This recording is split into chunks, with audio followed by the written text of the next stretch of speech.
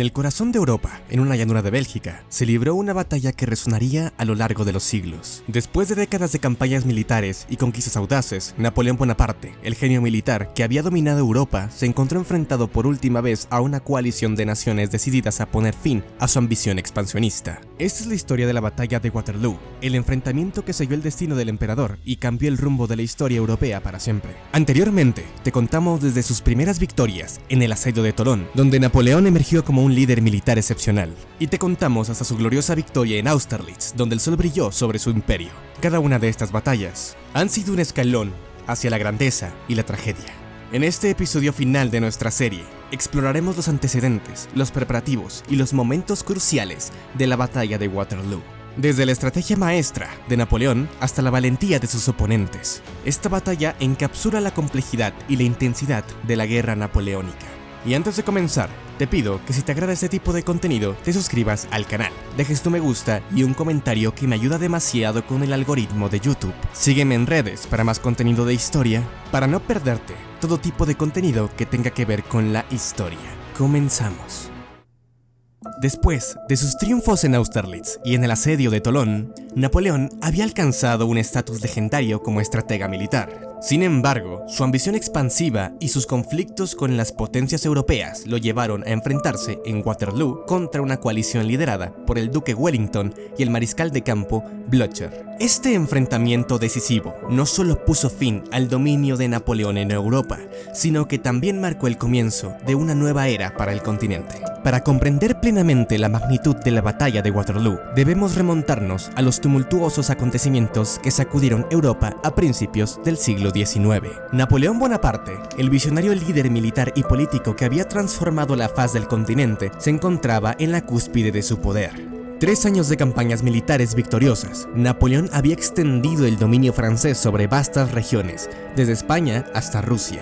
Sin embargo, su ambición aparentemente insaciable y su afán de control despertaron la alarma entre las potencias europeas. En respuesta a la amenaza que representaba Napoleón para el equilibrio de poder en Europa, las naciones europeas formaron una coalición para hacer frente a Francia.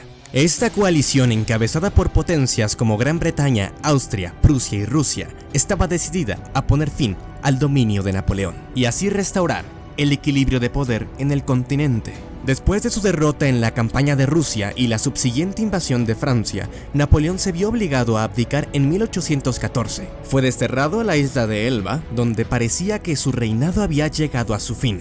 Sin embargo, la paz fue efímera. El Congreso de Viena, celebrado en 1815 para reorganizar el mapa político de Europa tras las guerras napoleónicas, marcó un punto de inflexión. Mientras las potencias europeas debatían sobre el futuro del continente, Napoleón escapó de su exilio y regresó a Francia, desencadenando una nueva ola de conflictos. Fue en este contexto de tensión y rivalidad internacional que se gestó la batalla de Waterloo, un enfrentamiento que decidiría el destino de Europa y marcaría el fin del imperio de Napoleón. La batalla de Waterloo, librada el 18 de junio de 1815, fue el punto culminante de las guerras napoleónicas y uno de los enfrentamientos más significativos en la historia militar europea. Napoleón Bonaparte, después de su escape de la isla de Elba y su retorno a Francia, reunió un ejército para enfrentarse a las fuerzas aliadas de Gran Bretaña y Prusia, lideradas por el duque Wellington y el mariscal de campo Blücher, respectivamente. La ubicación estratégica de Waterloo, cerca de la aldea belga del mismo nombre, fue el escenario de este choque monumental. Durante la batalla, Napoleón desplegó su genio táctico, utilizando una serie de maniobras audaces para intentar derrotar a las fuerzas aliadas.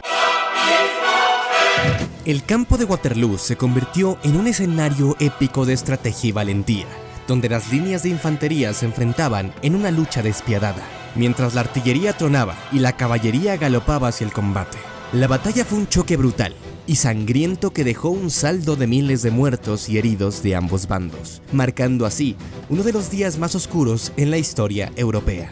Napoleón, con su audacia legendaria, intentó una y otra vez romper las filas aliadas, pero la tenacidad del ejército británico bajo el mando del duque de Wellington demostró ser un obstáculo formidable a medida que el día avanzaba. La marea de la batalla parecía inclinarse hacia un lado y luego hacia el otro, en una lucha frenética por la supremacía en el campo de batalla.